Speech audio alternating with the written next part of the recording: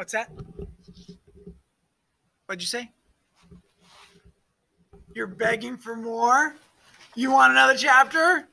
You want me to keep reading The Black Pearl? I thought you did. You're loving it, aren't you? Yeah, that's cool. All right. Good, good. I'm liking it too. So here we go. Chapter 7. Let's go ahead and refresh our memories real quick about what's going on. So far, Ramon wants to be a pearl diver. His father goes away, and so Lusone is going to teach him how to dive for pearls. Well, Lusone cut his hand, so one day Lusone stayed on the beach, and Ramon went out by himself. And Ramon found this cave, and he was diving in the cave, and he found this gigantic oyster, and he pried it open, and inside this oyster was the pearl of heaven. Now, the interesting thing is that Lusone is very scared because Lusone believes that the pearl belonged to the Monte Diablo. And the Monte Diablo will come after Ramon, and the shark and the fish, they will tell the Monte Diablo. And so Lusone's like, I had nothing to do with it. So either Lusone is superstitious and he makes up these stories, or there really is some sort of magic going on in the story. So let's read chapter 7.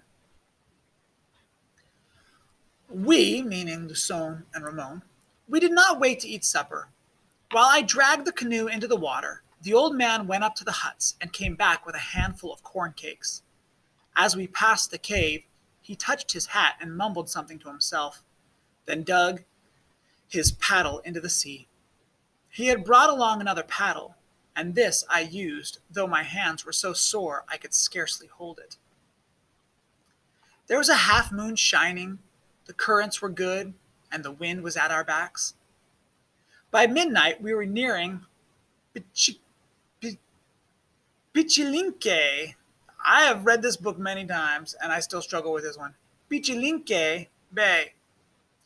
By midnight we were nearing Pichilinque Bay, and the lights of La Paz shone faint on the horizon. It was then that the old man suddenly looked over his shoulder. He had done this several times since we had left the lagoon. He lifted his arm and pointed.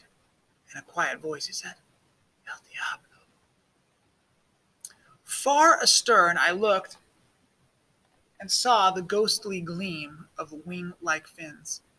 A manta, I said, but not El Diablo. It is one that I have seen around before. Last week. It is El Diablo, the old man broke in. He lifted his paddle and dug hard at the water, and the canoe changed direction. We go to Pichilinque, he said. But La Paz is not far, I said. Too far, the old man answered. We would never reach La Paz. Furiously he paddled, and the canoe leapt forward. There was nothing I could say that would lessen the terror that had seized him. To him, El Diablo was real, and he was pursuing us to get back the pearl I had stolen. So I fell into the swing of his paddle and thought about the great pearl of heaven that I carried inside my shirt. I thought about the Sevillano and how his eyes would start out of his head when he saw it. And I wondered what my father would say, and all the people of our town. We were going through the entrance of Pichilinque. The old man said, Do you see El Diablo? Here you can see the picture of the boat with what looks like maybe the manta ray here in the shadows. No, I have looked and do not see him anywhere. At that moment, a thunderous sound engulfed the canoe. It was as if the sky had fallen in upon us. Then mounds of water rose on both sides of us and met over our heads and filled the air with spray. There followed a groan, a rending of timbers, and the canoe rose crazily and tipped, and I was pitched slowly sideways into the sea.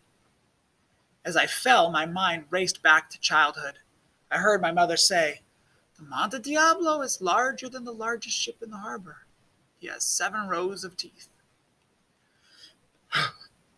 I could not see the old man, but from a distance I heard him shout. My first thought was the pearl. I thrust my hand inside my shirt, fumbled around, and at last found it, and set out for the shore. The old man was there ahead of me. I crawled out of the water and got to my feet and held up the pearl to show him that it was safe. "Throw it back!" he cried. "El Diablo is waiting for the pearl, and he will not rest until he gets it. He is there now!" The bay was quiet. I saw nothing except the splintered canoe drifting away in the moonlight. There was no sign of the manta, and yet I knew it was one of the sea creatures that had wrecked our canoe, by chance or otherwise, for they abound in the Vermilion Sea. "We have the pearl," I said, "and we are alive, if very wet. And if we go now, we can reach La Paz by daylight."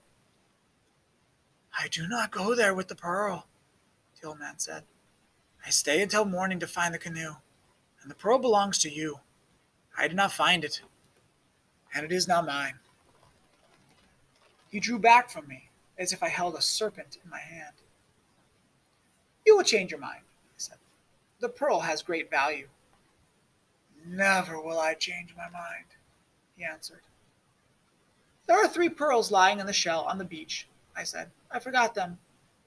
"Those I will throw into the sea," he said. "As you please," I said. "And the big one you should throw there also," the old man said. "If you do not, Señor, some day the Monte Diablo will have it back, and your life with it. Of this I warn you."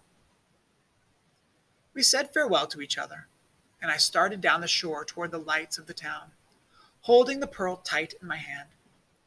A rough trail led to La Paz, and 3 leagues long, but I was there before daybreak. I went first to the office of Salazar and Son, and bolted the door behind me. I unwrapped the pearl and placed it on a piece of velvet and laid it in the scales. The pearl weighed 62.3 carats. Then I left the office and walked up the Malecon, the pearl hidden in my shirt. Dawn was breaking over the mountains, but there were people on the streets, so I greeted them as I usually do, and even stopped to talk to a woman who sells hot chocolate outside the Calabazo. Our house is on the plaza and has a big iron gate, which is locked at night from the inside.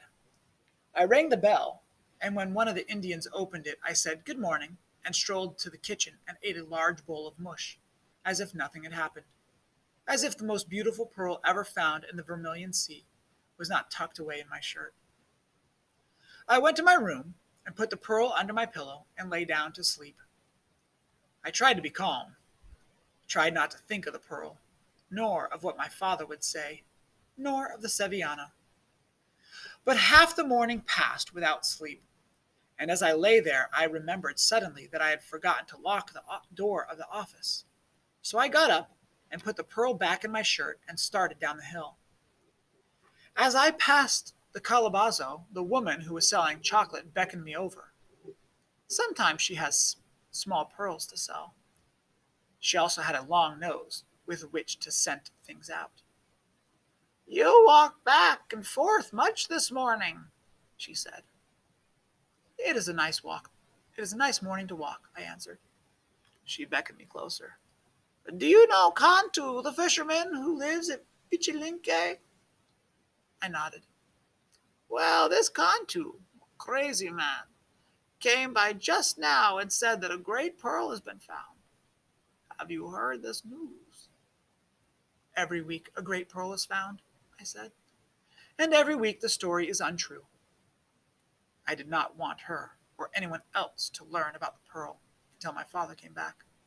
It was he who must decide how and when the news would be given to the town. It was not proper for me as his son to take this honor from him, so I bowed respectfully and quickly left. As I rounded the corner and started down the Malecon, I saw that a crowd was gathering outside the office of Salazar and Son. I decided to turn around and go home, but someone shouted, "Hola, Ramon!" Everyone turned to look, and I knew that if I went home, they would follow me. So I walked on and made my way into the crowd. A dozen voices cried, "The pearl! The pearl!" A dozen more cried, "Show us! Show us!" I tried to look surprised. "What pearl?" I asked. I threw my hands and looked puzzled, and went into the office, bolted the door, and put the pearl in the safe, and sat down at the desk. In a moment, a boy peered through the slit in the wall. He was standing on someone's shoulders, and soon he began to tell the crowd what he saw. I opened the ledger, and this he reported. I wrote something down, and this too he reported. Outside, the throng grew until by noon it filled the street. The boy peering in at the slit got tired and disappeared. But I sat at my desk and wrote down things that I made up, and thought of the great pearl, and hoped that the fleet would come before it was time for me to leave and face the throng again. The fleet sailed in at 2 o'clock. My father must have wondered about the crowd, for he was the first ashore. He came running up the beach, and as I opened the door, he burst into the office, out of breath, fearful of bad news. "What passes?" he said. The boy was again looking through the slit, but I opened the safe and removed the pearl and held it out to my father. "This," I said. My father took it in his hand. He turned the pearl over in his palm and said nothing, as if he could not believe what he saw. "This is not a pearl," he said. "Yes," I said, "a pearl." My father stared at me. "It's a joke," he said. "There is nothing in all the seas of the world like this." He looked at the pearl. "You have made it.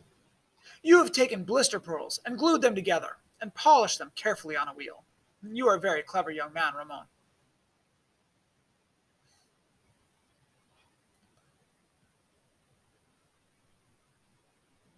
"I have glued nothing," I said. "It is a pearl. I found it." The boy who peered at us through the slit shouted to the crowd, repeating my words. A shout went up in the street. My father turned the pearl in his hand and held it to the light, and then slowly turned it again. Then he opened the door and held up the pearl so that the sun shone out and all could see it. Silence fell over the crowd. There was not a sound except the small waves breaking on the beach. Then my father closed the door and looked at me and said, "Madre de Dios." He said these words 3 times over and sat down and stared at the great black pearl that filled his hand.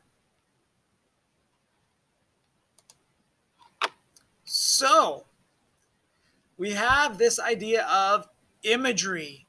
And imagery is when you close your eyes and you can see what the book says, which is wonderful. That's one of the fun things about reading. The half moon was shining, the currents were good, and the wind was at our back. Do you feel the wind blowing on your back? Do you see the half moon in the sky? Can you feel the rocking of the boat and the current of the ocean?